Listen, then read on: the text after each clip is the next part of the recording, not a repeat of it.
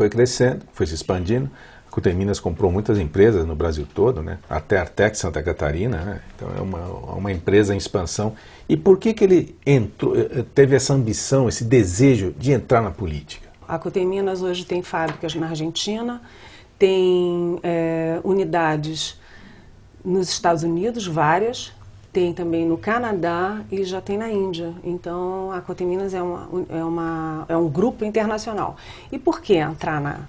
Porque o Zé Alencar, como eu já disse, ele é superlativo, ele não tem nada de modesto, e o sonho dele era ser presidente da República. Ele entrou na política depois dos 60 anos, já pensando o alvo dele era ser candidato à presidência. Se não fosse a doença, eu acho que ele seria até o presidente mesmo. Pode ser. Bom, ele foi mais presidente que muitos presidentes brasileiros, né? Bem, ele foi presidente mais de 500 dias, Monforte. Isso dá o quê? Dá um ano e tanto de presidência. É, por exemplo, 2 ou 3 vezes mais do que o Jânio. O Jânio ficou 7 meses e ele ficou mais de um ano. Qual foi a inspiração? Ele tem uma inspiração também na vida dele. A principal qual é? Você trata isso num capítulo aqui. Olha, ele tem várias inspirações, mas a grande inspiração dele é o pai dele. O pai dele, ele fala do pai e da mãe e chora. Ele é um homem de 79 anos de idade que manteve a vida inteira um amor, uma dedicação aos pais que ele transferiu para os irmãos. São 15 irmãos, né? Muitos já morreram, mas o Zé Alencar é o eixo da família toda. Ele sempre foi o irmão, o polo aglutinador da família. Ele tem uma ligação muito forte com os irmãos, portanto, também com a dona Marisa e com os filhos, né, com os netos. E a inspiração política dele, qual é? A inspiração política dele era o Juscelino. O Juscelino, tanto que ele é essa coisa, o traço dele como político, como empresário. Ele é nacionalista.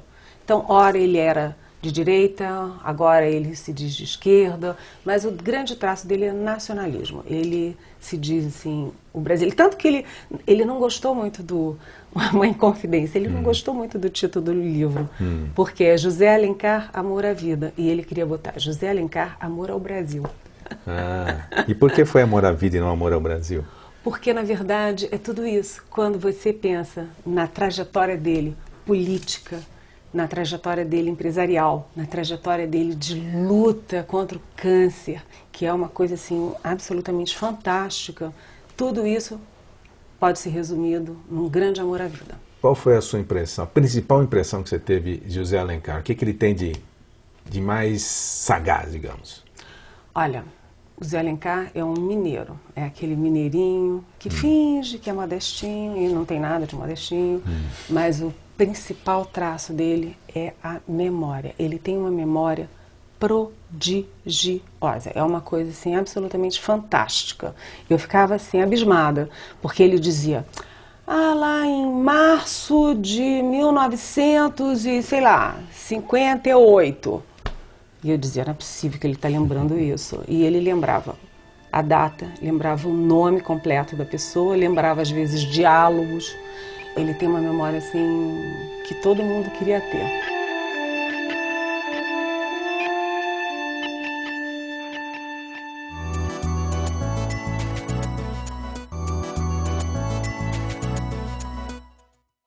Claro que esse livro daqui, como é biografia, ele não é um mar de rosas, a vida não é um mar de rosas. Então tem alguns casos contados aqui, também deixaram o vice-presidente com meio receoso, meio...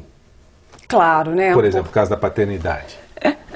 Pois é, Monforte, as pessoas não são santas, né? Ninguém é santo, as pessoas são de carne e osso. E o Zé Alencar é um personagem de carne e osso. O difícil do biografado é que ele tem dificuldade em se ver como de carne e osso, e nós somos de carne e osso.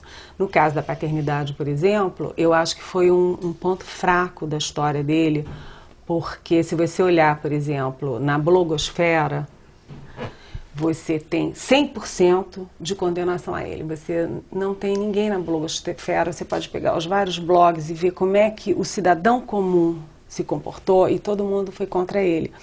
E a grande pergunta é, por que ele não fez o DNA? Né? É uma pergunta... Que ele não respondeu? Ele respondeu com a lógica pragmática, a lógica quase do empresário, que é o seguinte: se você só faz o DNA se você tem algum indício, alguma prova, alguma testemunha. E no caso da moça não tinha, só tinha ela falando.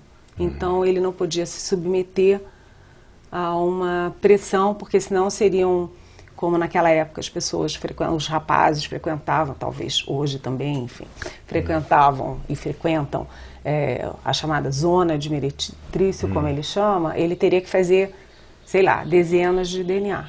É o que ele justifica, mas o cidadão comum, pelo que você vê nos blogs, não aceitou muito essa explicação.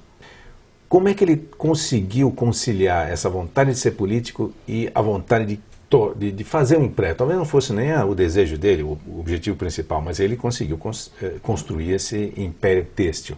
Como é que foi essa construção até hoje? As coisas foram todas muito encadeadas, né, umas com as outras. E a primeira vez que tudo dele é muito precoce, né? Ele sai de casa cedo, ele monta a primeira empresa cedo, ele pede a maioridade muito cedo. Como que começa? Ele começa a liderança empresarial dele um dia que um sujeito muito importante vai na casa dele e diz: olha, você é um jovem que está indo muito bem e eu quero que você se inscreva aqui na associação comercial. E ainda ofereceu para ele: e você não precisa pagar porque você é muito novinho. Ele disse: não, mas eu só entro se eu pagar. E entrou. E ele então, desde sempre, ele teve uma atuação na área sindical, sempre. Tanto que em 1964 ele foi o representante da cidade dele lá no Rio de Janeiro, num grande encontro de associações comerciais para combater o Jango e para defender o golpe. Então ele dali foi crescendo da associação comercial, ele teve uma grande derrota na Associação Comercial de Minas, ele queria ser o presidente, não conseguiu, daí ele pulou para a FIENG, que é muito mais importante do que a Associação Comercial, e ao mesmo tempo ele foi se aproximando dos grandes empresários, se aproximou do Luiz Paulo, que foi o grande sócio dele na Coteminas. Então ele cresceu simultaneamente como líder empresarial e como empresário. E será que os herdeiros vão ter fôlego para tocar esse império? Olha, o Josué tem uma personalidade muito diferente do pai. O pai é muito mais desenvolto, falastrão político. O Josué é mais contido, é formado em economia, é formado em direito, engenharia e tem mestrado em administração nos Estados Unidos, na Vanderbilt. E ele é um grande quadro, como diz o José Dirceu, do PT. O Josué é um dos grandes quadros empresariais brasileiros.